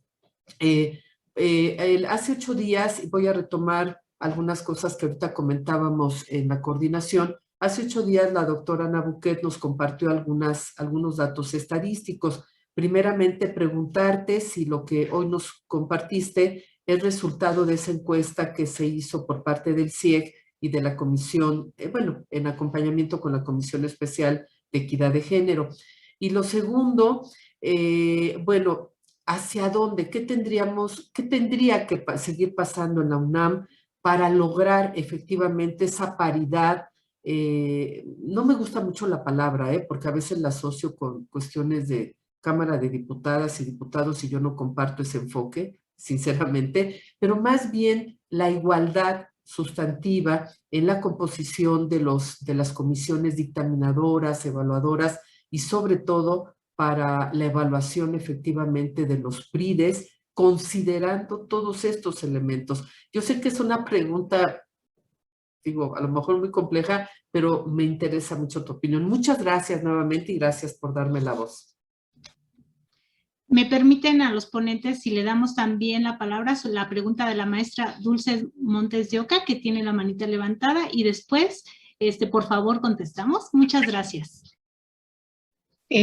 Bueno, yo tengo dos dudas. Una, cuando la doctora nos habla acerca de cómo se está implementando la equidad de género o los que quiere implementar en los planes y en los planes de estudio, en los programas de estudio de las diferentes dependencias, yo estoy a favor de que se haga eso, pero mi duda realmente aquí sería si realmente ella, desde su experiencia, su perspectiva, cree que esto va a ayudar a que realmente mejoremos en cuanto a este tema, porque todos sabemos todo el trabajo que la universidad ha venido haciendo en cuanto a equidad de género, todos los trabajos que se han hecho, documentos, talleres, cursos, todo, inclusive ahorita que nos decía el maestro Rubén bueno, que la doctora más bien nos decía del diplomado y de todas estas cosas, pero realmente eso ella desde su perspectiva cree que va a apoyar, va a mejorar toda esta parte en cuanto a equidad de género, eso por un lado. Y por otro lado, el maestro Rubén mencionaba ahorita lo de una encuesta. A mí justamente me acaba de llegar la encuesta, pero nada más quiero aclararle algo, maestro. A mí me está llegando, pero yo antes era secretaria académica de Prepa 6, pero ya no soy secretaria académica de Prepa 6. ¿La contesto o que lo haga quien lo tenga que hacer? Nada más. Muchas gracias. Adelante, son hasta el momento las preguntas que tenemos. Doctora, maestro, por favor, le cedo la palabra. Muchas gracias. Sí, con respecto a lo que preguntaba la maestra Leti Cano, que me parece muy importante. Sí, efectivamente hay todo un procedimiento que se puede seguir, ¿no? Para poder incorporar la perspectiva de género de manera transversal en los planes y programas de estudio, que es parte de lo que estamos desarrollando en la guía y que yo espero que cuando la tengamos lista podamos venir también con las compañeras de la CUAYED a poder presentárselas a ustedes. Y el tema es partir de la idea de que potencialmente cualquier asignatura puede incorporar la perspectiva de género, ¿no? Justamente, pues por lo que comentábamos aquí, bueno, lo que hemos estado comentando con Rubén, porque porque lo que permite es identificar las desigualdades que se producen por razones de género, pues en los distintos ámbitos de la vida y en la construcción del conocimiento, pues históricamente se ha construido pues desde el androcentrismo, desde esta perspectiva masculina. Entonces, potencialmente, cualquier asignatura puede incorporar la perspectiva de género en parte de su currícula, ¿no? O sea, si lo pensamos en una idea amplia de lo que significa el currículo, que no es solamente los contenidos, ¿no? de las asignaturas, sino que puede empezar también desde los objetivos, ¿no? Que queremos también con las asignaturas, la bibliografía que utilizamos, ¿no? O sea, el ejercicio de ver, ¿no? De revisar la bibliografía que solemos ofrecer al estudiantado cuando pues, hacemos nuestros planes y programas de estudio, poder hacer un esfuerzo de buscar las aportaciones de las mujeres. Y si no las hay, después de que hicimos esa búsqueda, pues ese es un tema interesante a discutir inclusive con el grupo. Entonces, la decisión creo que sería importante en este tema de incorporación transversal. Se necesita hacer un grupo que haga un diagnóstico que se denomina mapeo curricular, que lo que hace es hacer una revisión, digamos, con ojos con lentes de género, de todo el plan de estudios, ¿no? O sea, desde la justificación del plan, o sea, todos los elementos que conforman este plan de estudios para ver en dónde se puede incorporar esta perspectiva. Y en eso implica también una revisión de las asignaturas, ¿no? De las asignaturas que están en el plan de estudios para ver en cuáles existe ya, digamos, un aporte sustancial en términos de género, si son estas asignaturas en donde el tema central tiene que ver con el género. Y luego están las asignaturas de aporte parcial, que pueden ser asignaturas que trabajan algún tema, no sé, economía, y que tienen algún módulo o algún contenido en donde se estudia algún tema, ¿no? Desde la perspectiva de género, y estarían aquellas asignaturas de aporte potencial en donde en donde cuando hacemos nuestro mapeo identificamos que no hay, o sea, no hay ninguna relación, pero ahí lo que se puede ver es potencialmente en dónde se podría incorporar la perspectiva de género, empezando, como les comentaba, puede ser desde la bibliografía o puede ser desde una reflexión de por qué no hay aportaciones en el campo de estudio de las mujeres, qué está pasando ahí, con el fin de que se pueda abrir esa discusión también con el grupo. Hacer eso es ya incorporar la perspectiva de género en los diferentes aspectos que estamos tomando, ¿no? Entonces yo creo que ese depende de niveles y es un trabajo que las comisiones que estén haciendo la revisión de planes de estudio, nuestra idea es también poder asesorar estas comisiones, ¿no? En el uso de la guía para que puedan hacer este mapeo y puedan identificar. Es un trabajo que se tiene que hacer en cada comunidad, ¿no? Eso también es muy importante. Estas son las propuestas que nosotras hacemos, podemos hacer sugerencias, podemos asesorar, pero es muy importante que estos temas se discutan en las comunidades, ¿no? A mí me parece que ya el hecho de que se discuta en una comunidad, de que se discuta en las comisiones que encargadas de hacer el diagnóstico y encargadas de hacer las revisiones para hacer el proyecto de modificaciones de planes de estudio, que en general están integradas por diversas representaciones de la propia comunidad, discutan estos temas. Para mí eso ya es un gran avance, ¿no? Digo, porque antes pues ni siquiera se discutían. Entonces, poder discutirlo, poder argumentar, poder conversar en comunidad por qué sería importante incorporarla, es un gran paso y yo creo que eso nos irá llevando a un proceso, es un proceso lento, sí, y con eso retomo lo que comentaba la maestra Dulce Montes de Oca, no es, por supuesto, es un proceso lento, ¿no? Que implica pues el involucramiento de toda la comunidad. Yo soy optimista y por supuesto desde la coordinación somos optimistas y justamente yo creo que a medida que se van implementando estas políticas, yo creo que sí se cambia, ¿no? El hecho de poder abrir estos espacios de discusión en las aulas, con el estudiantado, con el profesorado, va permitiendo pues ir transformando lentamente, es verdad, ¿no? No es un proceso que se vaya a lograr de la noche a la mañana, pero permite ir abriendo espacios en donde se puedan discutir todas estas cuestiones. Yo creo que a la larga eso podrá ir permitiendo que vayan transformándose, porque el tema con el género es que tenemos que transformar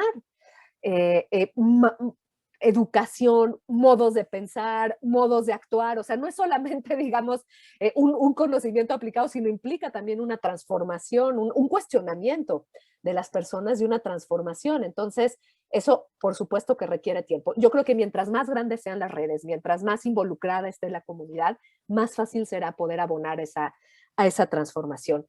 Y hacerlo también desde la educación formal es muy importante, ¿no? Yo creo que hay que atacarlo desde diferentes frentes, ¿no? O sea, justamente una sola acción o una sola política no va a bastar. Lo importante es que podamos ir pues implementando distintas acciones y distintas políticas desde diferentes ángulos, pero hacerlo en la educación formal me parece muy importante porque permite también empezar a trabajar estructuralmente en una de las labores sustantivas de nuestra universidad, que es la educación, ¿no? Porque podríamos pensar, bueno, que se den cursos de sensibilización, pero ahí nos quedamos en un plano y en un nivel. Este es ir profundizando más, porque es empezar a cuestionar no solamente las conductas, sino un poco lo que comentaba el maestro Rubén Hernández, cómo este androcentrismo atraviesa estructuralmente también la forma en la que hemos construido nuestros campos disciplinarios, nuestros saberes, y esa interrogación se tiene que hacer al interior y a la estructura misma de la manera en cómo estamos transmitiendo, generando ese conocimiento y formando profesionistas que van a ir al mundo y que no solamente van a llevar un saber, sino también van a llevar una forma de ser. Y yo creo que en ese sentido también, como universidad, yo sé que es compleja esta transformación, pero también hay el compromiso ético universitario de formar profesionistas que después vayan al mundo y justamente permitan construir estas relaciones igualitarias. Esto va replicando poco a poco. Entonces, yo creo que sí mejora. No se va a ver inmediatamente. Yo creo que es algo que se va a ir viendo paulatinamente, pero es muy importante impulsar estas políticas, ¿no? Porque si no lo hacemos, pues menos va a funcionar. Muchas gracias.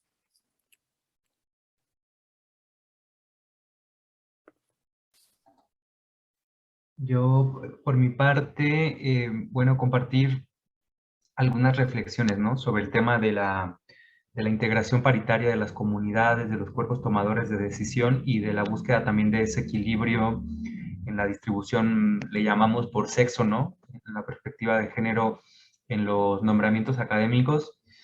A mí me parece que proviene de una reflexión que quizás no planteé, pero que me parece muy importante decirla ahora. Cuando vemos los datos demográficos a nivel internacional, sabemos que en el mundo hay más de 7.000 millones de personas, ¿no? Y que esas 7.000 millones de personas representan más o menos como el 50 punto algo por ciento de mujeres y el 49 punto algo por ciento de hombres, ¿no? O sea, el mundo, digamos, a nivel demográfico tiene una composición, ¿no?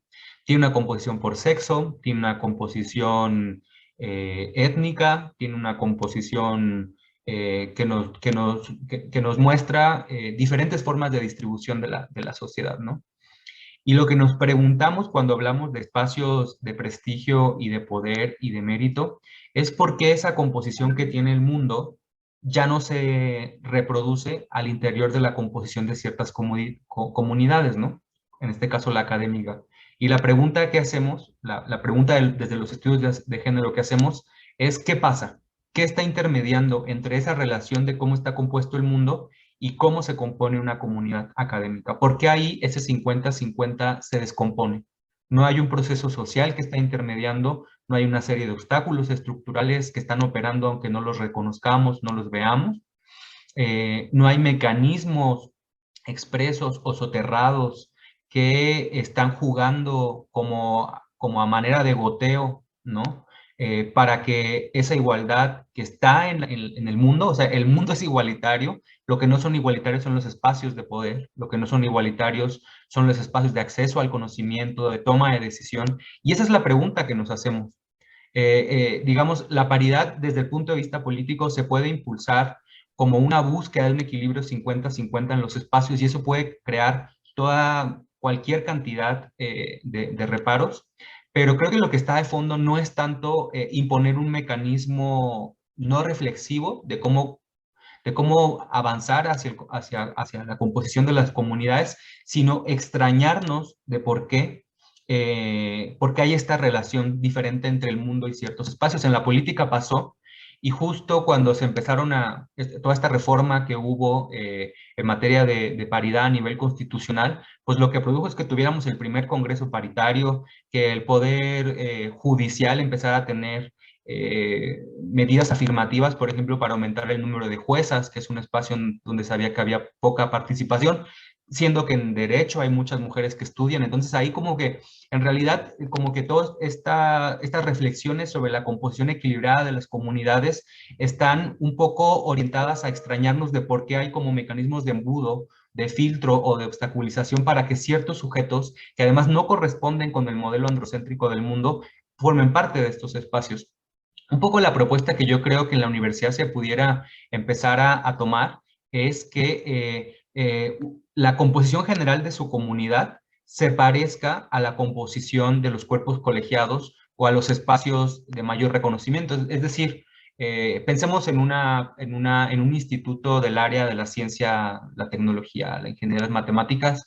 No voy a decir ningún específico, pero pensemos que en ese instituto hay 70% de hombres y 30% de mujeres. Bueno, a nivel de los cuerpos tomadores de decisión, yo creo que por relación esperaríamos que al menos los cuerpos colegiados tuvieran 30% de mujeres y 70% de hombres, como un requisito mínimo para que entonces su comunidad general se parezca a la comunidad que toma la decisión, y entonces haya pinzas mínimas para que esa diversidad que suponen ese 30% tenga una posibilidad de escucha y de presencia y de relación en la toma de decisiones en esos cuerpos colegiados, ¿no? Eso es algo que a mí me parece fundamental, ¿no? Y por otra parte, pues sí creo, y eso también lo dijo la doctora Quijano, la igualdad hay que producirla. O sea, sí hay un avance histórico en ciertos sectores de la sociedad hacia la igualdad, pero también lo cierto es que muchos avances importantes se han logrado a través de acelerar o incentivar esa igualdad. En este encuentro sobre hombres y masculinidades que refería la maestra Cano, en la sesión sobre cuidados y masculinidades, justo Gary Barker decía que en el tiempo de pandemia aumentó la participación de los hombres en el tiempo dedicado al trabajo de cuidados. Pero ¿se acuerdan cuánto aumentó? 3 minutos, ¿no?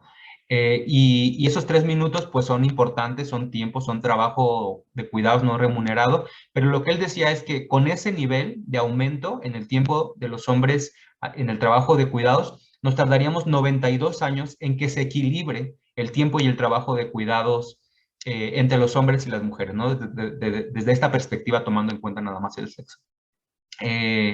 Y pues justo lo que decimos desde las políticas de igualdad de género es no nos podemos esperar 92 años, porque en esos 92 años hay un montón de existencias que van a vivir esa desigualdad, que van a perder un trabajo, como yo les mostré en los datos, que van a recibir una menor remuneración, que no van a ser tomadas en cuenta para la toma de decisiones, y entonces esos 92 años ya no son un tiempo de espera, sino un tiempo de reproducción de desigualdades y de injusticias que están afectando a personas concretas, ¿no? Es por esas razones que pensamos en producir la igualdad, en colaborar y corresponsabilizarnos de lograr esa igualdad, y los modelos de corresponsabilidad a mí me gustan mucho porque identifican diferentes niveles de responsabilidad y formas de responsabilidad. Por supuesto que a ustedes que forman parte de consejos académicos de área les corresponde una responsabilidad, pero también a la de GAPA, también a la CIU, y también a las comunidades, o sea, porque la transformación cultural de las comunidades también va a ir arropando estas políticas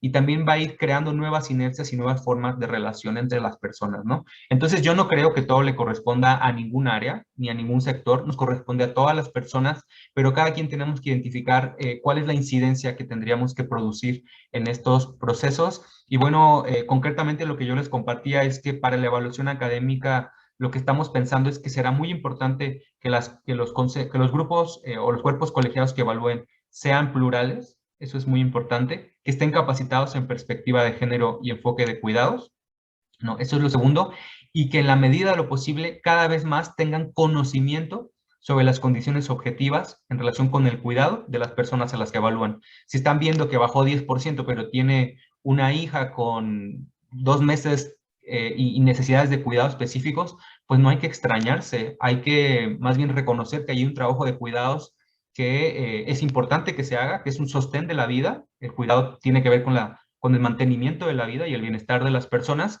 y que pues por esa razón pues no se pudo intensificar el trabajo académico, pero esa mujer, cuando ese cuidado se desintensifique, en su trayectoria en 10 años o 15 años van a ver cómo va a repuntar mucho.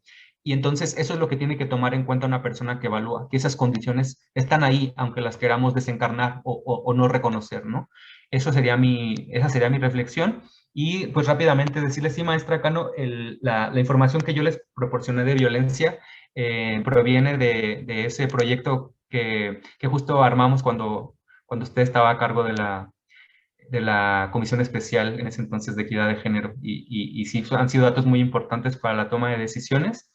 Y nada más responderle también a la maestra Dulce, que creo que ya no la veo por acá, que ya la veo. Sí, vi sobre la encuesta, me parece que le llegó como en su calidad de secretaria académica, que ahora ya no es, pero entonces en ese caso no le correspondería responderla. Y ya, sería todo. Muchas gracias. Ok, continuaremos con otras preguntas más, pero me gustaría leer.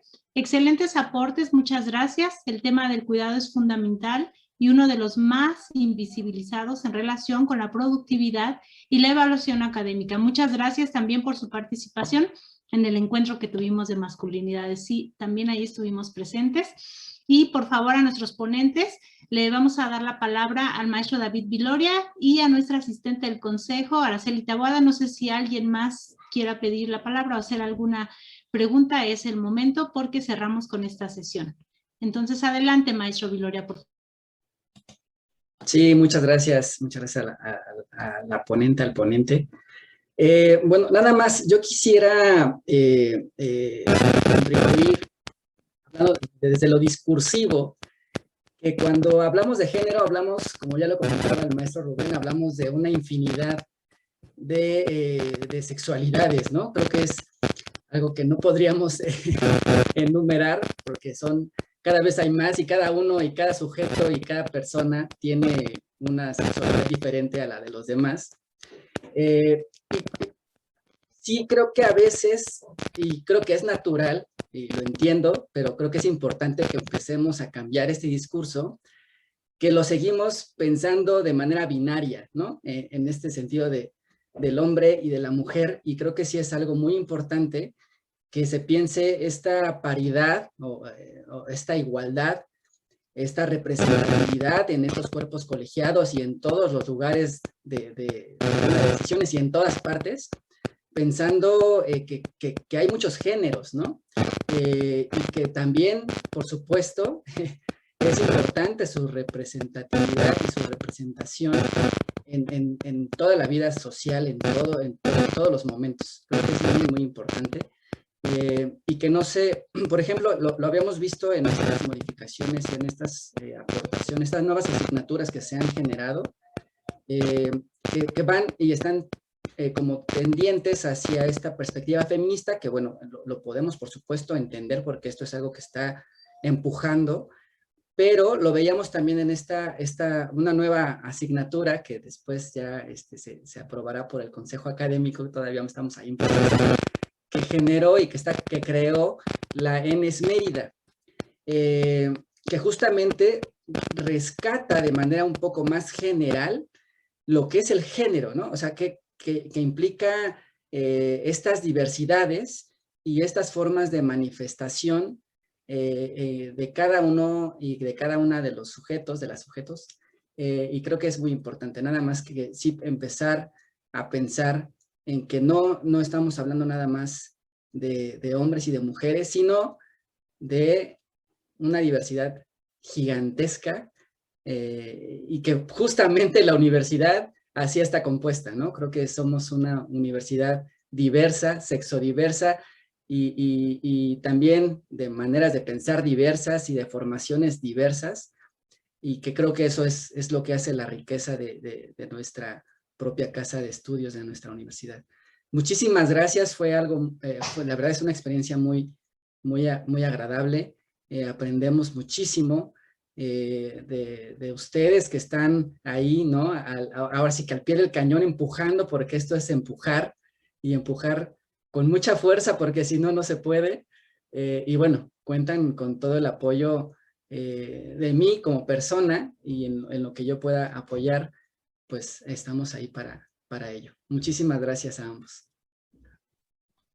Continuamos con la pregunta de nuestra asistente, de Araceli Taboada, y posteriormente le damos la palabra a la licenciada Julieta San Juan, por favor. Muchas gracias, licenciada. Muchas gracias a todas y a todos. Esta es una pregunta concreta para el maestro Rubén Hernández. Tuve la fortuna de participar en el encuentro de masculinidades, pero me llamó mucho la atención el hecho de que algunos de los presentadores, de los ponentes, al leer su semblanza o al presentarse, digamos, al presentarse, hablaban de que se identificaban como gays, como maricas, como putos. No me quedó nunca claro cuál es la diferencia. Para mí, en mi entender, el llamar marica a un joven que tiene una preferencia sexual diferente me parece denostarlo. Y sin embargo hubo quien se presentó como marica. Entonces, esa es mi pregunta, Rubén, si usted fuera tan amable de ayudarme a entender cuál es la diferencia entre todas esas pues formas de presentarse como personas, digamos. Ajá. Por favor, muchas gracias.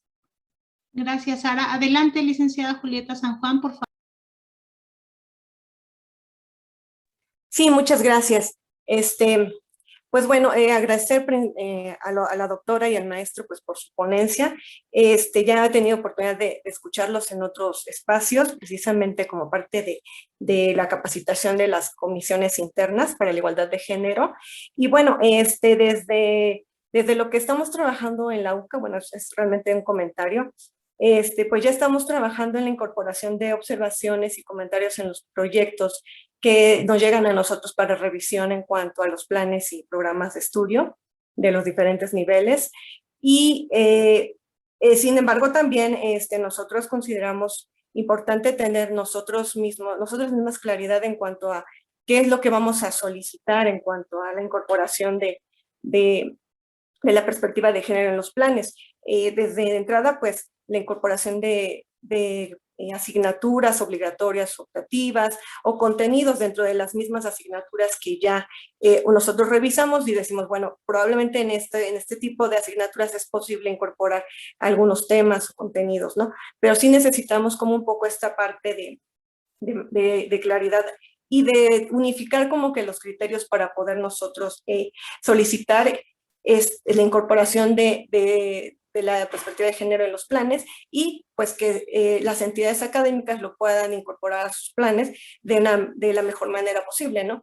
Y para esto, bueno, nosotros también trabajamos con unas guías para la elaboración de proyectos de modificación y creación que consideramos, bueno, ya con esta cuestión, pues modificar para también dejar y especificar dentro de las mismas guías, pues que ya quede como muy bien planteado, bueno, qué es lo que desde la UCA pues se requerirá o se solicitará a las instancias o a las diferentes entidades, pues cómo incorporar estos temas emergentes, hablando de la parte de sustentabilidad y, bueno, lo que estamos ahorita platicando sobre igualdad de género, ¿no? Entonces, creo que todo esto que se está haciendo, bueno, nos va a ayudar muchísimo a nosotras también como asesoras en la cuestión de la incorporación de estos temas en los planes de estudio, ¿no? Ese es básicamente mi comentario y pues muchas gracias.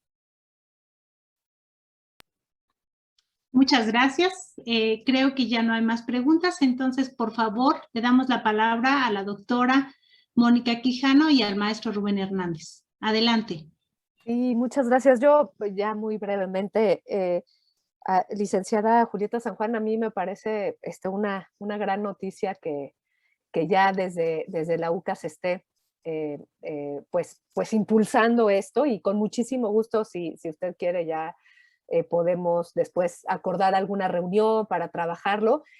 Le comento también que con el equipo, estamos trabajando la guía directamente pues con el equipo de Ceci Montiel, y justo ella me comentaba que están ahorita también en un proceso de revisión de las guías para incorporar en estas guías también estos temas emergentes. Entonces me parece muy bien que pudiéramos hacer también pues empalme. Nosotros vamos a revisar esta guía que estamos haciendo de perspectiva de género para no repetir y ver qué puede ir en estas guías como elementos de tema emergente y cómo podemos reforzar en esta guía de perspectiva de género, justo para poder dar herramientas, como usted comenta, de ver puntualmente qué es lo que, en dónde se puede revisar, qué es lo que se puede pedir. Estamos pensando también inclusive en tener una rúbrica para casi cotejar y ver más o menos, facilitar, digamos, estos procesos de revisión. Entonces, pues yo le agradezco mucho su comentario, me parece importantísimo. Y pues si a usted le parece bien, después podríamos tener una reunión justo para platicar de estas cuestiones. Para nosotras sería importantísimo en la coordinación. Claro que sí, doctora, le agradezco mucho. A usted yo le agradezco. Y bueno, efectivamente, David, yo coincido plenamente con lo que comenta. Es importantísimo que no solamente se vea en tema binario. Yo creo que parte del problema justamente de este orden patriarcal, entre otras cosas, es que construye, ¿no? O sea, construye las relaciones y los roles, los mandatos y los estereotipos de género a partir de este orden que es binario, por un lado, o sea, solamente acepta lo masculino y lo femenino, y que además es jerárquico, ¿no? Entonces, parte de romper efectivamente con estas desigualdades implica romper con este orden binario, ¿no? Es importantísimo. Y sí, efectivamente, yo creo que parte de los temas de cómo se han ido formando los contenidos de las asignaturas de género que han estado aprobándose, tiene también mucho que ver con los procesos que tiene cada comunidad, ¿no? Y por eso en muchas de ellas el tema, digamos, de una perspectiva más feminista está, ¿no?, presente en los programas, pero hay muchos otros. Yo pienso, por ejemplo, en el de Filosofía y Letras, que en la primera unidad donde se discute el tema de género se ve de una manera abierta y no binaria, y también se recupera todo el tema del activismo, ¿no?, LGBTQ, y de la importancia no solamente del activismo de las mujeres y de los feminismos, sino también de los activismos LGBT, justamente para combatir con estas desigualdades, ¿no? Que digamos que desde distintos frentes hay que combatir este orden patriarcal, incluso también desde las masculinidades, ¿no? Que ahí vendría como también el otro frente. Yo creo que justo lo que hay que hacer es frentes amplios, ¿no? Que vayan a la construcción de romper este binarismo y esta jerarquía y este orden. Entonces, sí, coincido plenamente con lo que comenta. Muchas gracias.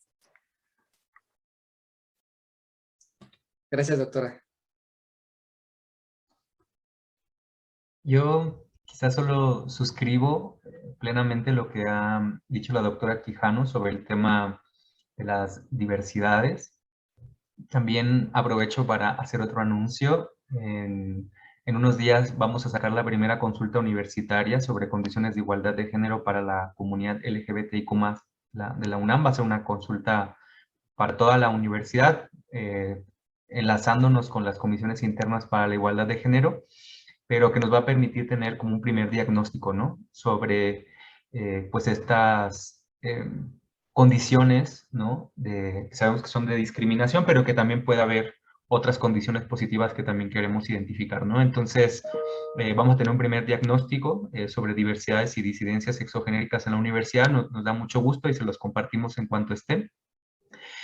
Y decirles que también hemos tenido, porque coincidimos mucho con lo que ha dicho maestro Viloria, como cuidado, por ejemplo, en esta encuesta sobre cuidados, incorporamos variables de diversidad sexual y de género porque nos parecía fundamental también reconocer que las tensiones en relación con el cuidado no solamente son heterosexuales, ¿no? O binarias, sino que también hay muchas formas de composición de las unidades domésticas o del hogar, y que eso también no está libre de diferentes tensiones, incluso que provienen de las propias omisiones en las políticas y en los derechos al cuidado que ofrece el aparato estatal mexicano, ¿no? Y que sabemos que también tiene que ser transformado desde esta visión no binaria, ¿no?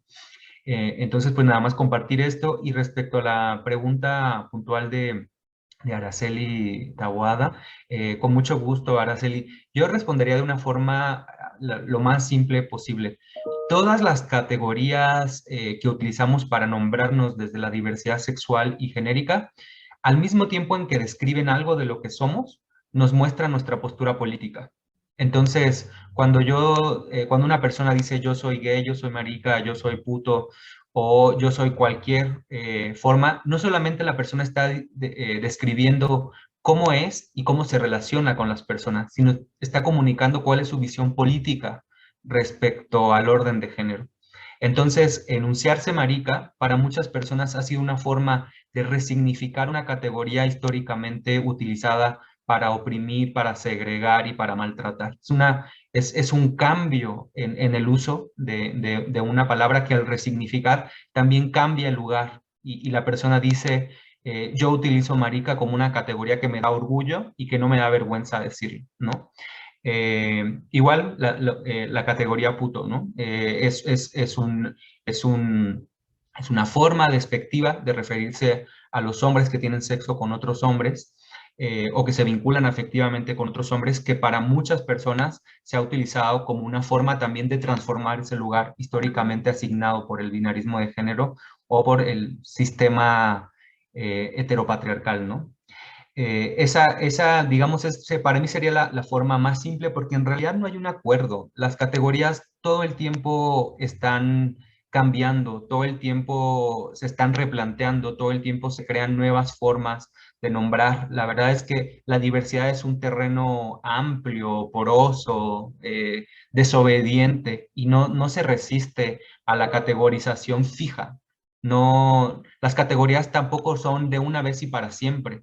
Las personas estamos transitando y aprendiendo y desaprendiendo en esas categorías que nos ayudan a interpretarnos y a entendernos, y también a reconocer por qué hemos sido maltratadas, por qué ciertas relaciones han sido dolorosas o no las hemos podido asimilar, ¿no? Para eso utilizamos las categorías, para crear como un espejo y decir, a ver, si yo utilizo homosexual, ¿qué alcanzo a ver? Si yo utilizo gay, ¿qué alcanzo a ver? Si utilizo no binaria, si utilizo queer, pero en realidad son elecciones de las personas. No hay una manera desde fuera de definir cómo tiene que tenerse cada persona en su diversidad, ¿no? Eso es lo que yo diría, y creo que eso también es liberador. Si decimos como, bueno, eso es un asunto de cada quien, es una visión política de cada quien que muestra la forma como milita o como disiente del orden de género, pues yo creo que lo podemos liberar un poco más. Y cierro diciendo que incluso a nivel mexicano, el tema de las categorías ha sido muy complicado, porque hay personas que, aunque tienen prácticas sexuales y eróticas, por ejemplo, hombres con hombres, no se reconocen ni gays, ni homosexuales, ni putos, ni maricas, ni nada. O sea, dicen, yo soy hombre, yo no soy nada más, es todo lo que soy. Y la forma como yo me vinculo erótica y afectivamente no me cambia mi categoría de hombre. Por eso en muchas políticas, por ejemplo, de prevención del VIH-Sida, se habla de hombres que tienen sexo con otros hombres porque no se reconocen, aunque tienen vinculaciones eróticas y afectivas como otros hombres, como ninguna de esas categorías que usted planteó, Araceli. Entonces, creo que la categoría es una decisión propia y es una visión de mundo propia, y eso va a tener una relación diferente dependiendo de cómo se politiza cada quien. Muchas gracias, maestro. Gracias, doctora Quijano, maestro Hernández, mil gracias por sus respuestas, gracias por sus ponencias extraordinarias del día de hoy. Por favor, queremos hacer una entrega de sus constancias de manera virtual, por supuesto, pero permítanme hacerlo, si fueran tan amables, por instrucción de la maestra Cano, con mucho cariño y con mucho agradecimiento. Denme un segundito para compartir. La Universidad Nacional Autónoma de México, el Consejo Académico del Área de las Ciencias Sociales, otorga la presente constancia a la doctora Mónica Quijano Velasco por su participación como ponente el día 23 de junio de 2021 en el marco de las pláticas con perspectiva de género con el tema Incorporación de la perspectiva de género en los planes y programas de estudio. Atentamente, por mi raza hablará el espíritu, Ciudad Universitaria, Ciudad de México, a 23 de junio de 2021, la coordinadora de este consejo, la maestra Juana Leticia Cano Soriano. Por favor, demos un aplauso a la doctora Quijano, un aplauso virtual. Muchísimas gracias por la invitación, de verdad ha sido un espacio espléndido y estoy muy feliz y vuelvo a agradecer a la maestra Leticia Cano por esta invitación y a todas y a todos ustedes por darnos esta oportunidad de dialogar. Para nosotros fue el honor, doctora Quijano, tenerla aquí presente y ahora, por favor, permítanme leer la constancia del maestro Rubén Hernández Duarte. Universidad Nacional Autónoma de México, Consejo Académico del Área de las Ciencias Sociales, otorga la presente constancia al maestro Rubén Hernández Duarte por su participación como ponente el día 23 de junio de 2021 en el marco de las pláticas con perspectiva de género con el tema Evaluación académica con perspectiva de género y enfoque de cuidados. Atentamente, por mi raza hablará el espíritu, Ciudad Universitaria, Ciudad de México, a 23 de junio del 2021, nuestra coordinadora, la maestra Juana Leticia Cano Soriano. Por favor, demos un aplauso virtual.